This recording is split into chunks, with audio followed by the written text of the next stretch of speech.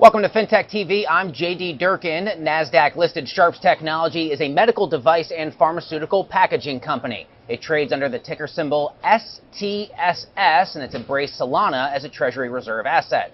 With Solana Digital Asset Treasuries growing by the day, STSS holds millions of Solana tokens. Sharps is looking to grow along with the crypto market, and the team attended two of Asia's largest crypto conferences in the fall. Joining me here on the iconic trading floor of the New York Stock Exchange is James Zhang. He's strategic advisor at Sharps Technology. James, great to have you and the team. Welcome down here onto the trading floor. Nice to have you here. Thanks for having me. So I know you just got back from Asia meeting with investors, attended two of the largest crypto conferences out there, Korea Blockchain Week and Token 2049. Tell me about those experiences. And honestly, JD, it's great. I feel like Asia has truly lagged behind in the digital asset treasury trade, but has been on the forefront of pretty much digital assets. You see most of the exchanges are in the Asian center, a lot of trading volume, especially Korea and China. So for the digital asset treasury strategy, we really wanted to expand and show the Asia region, especially with roots there, how everything is run and set up here in the US. I think a lot of Asian investors missed out on the private side and the round and the pipes that have formulated and basically have exposure mostly through public markets and secondary, and we're seeing how they're able to capture value right now. And especially if you look at most of the trading brokerage firms, 1 in 6 million people in Singapore are on Weibo, and that is essentially the Robin Hood of Singapore. Seems as if at least a little bit the digital asset trade has slowed down at least a bit, and I'm curious your general take on that reduction of appetite coupled with maybe some subpar price action and kind of slowing volumes across the board for the space. Definitely. I think it's part of a more macro trade right now where the U.S. government is obviously slowing down. There are certain approvals and certain regulations that have not come into play yet. Certain ETF approvals, so Solana has also been stalled for a little bit. So this is all part of sort of a plan of nurturing that volatility and being able to spend your digital asset treasury and have a strategy when the token price actually goes down to use that cash to accumulate and increase and accretively increase your Solana per share. What does a digital asset treasury 2.0 look like to you and the team, I wonder? So what is digital asset treasury 1.0? MNAV, increased Solana per share, and aggressively out there raising cash for your shareholders. But what is the difference between owning Solana and owning Sharps Technology STSS is that you have a management team that is solely focused on increasing your Solana per share. Now, in the digital asset treasury 2.0 world, a lot of that comes down to one thing, and that's revenue, where Solana ecosystem is built on revenue. You look at Solana DeFi, 3 of the apps fastest to 100 mil revenue, Axiom, Photon, Pump Fund, all built and managed by Solana founders. Well, as a Solana asset digital asset treasury, you're supposed to provide exposure for the broader Solana ecosystem, and we're really seeing that in having revenue-built products and working with those products in the Solana DeFi eco.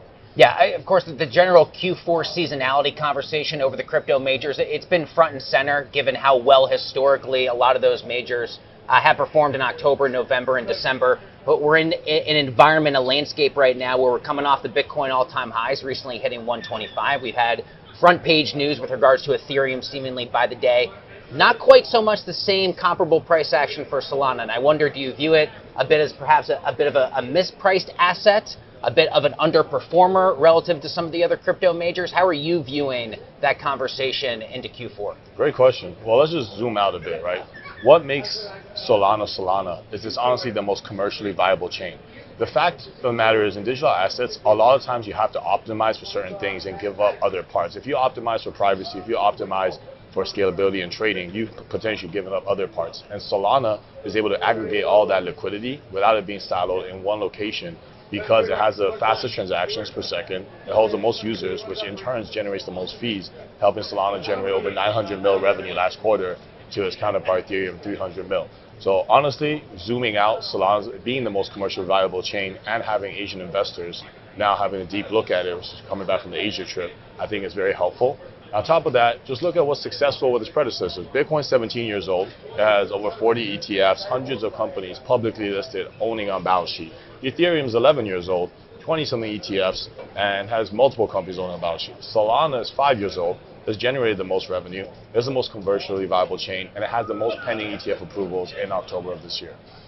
Talk to me a bit about the recent partnerships, not just with Coinbase, but Crypto.com as well. How do those relationships come together? And ultimately, James, how do you feel like those relationships fit into your ongoing strategy?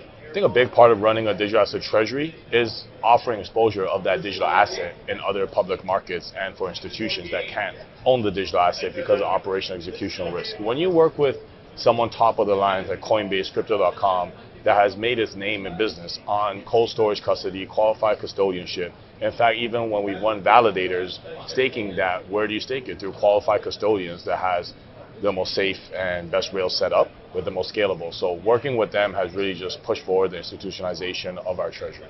Yeah, I know Sharps recently announced a 100 million share repurchase program. How important is that in terms of a financial tool for where the company is today and where you hope it could be tomorrow?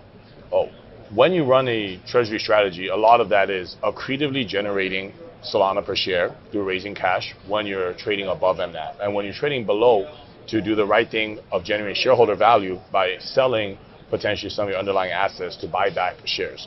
Now, this in theory works very well, but not a lot of companies have done it, and not a lot have done it, executed it well in terms of how you can block trade and block buy and actually instill confidence in shareholders. So with the share repurchase program, 100 million, we're really trying to show the market that even though the entire treasury strategy is a few months old, this is a management team that is well versed in financial tools and able to deliver that shareholder value.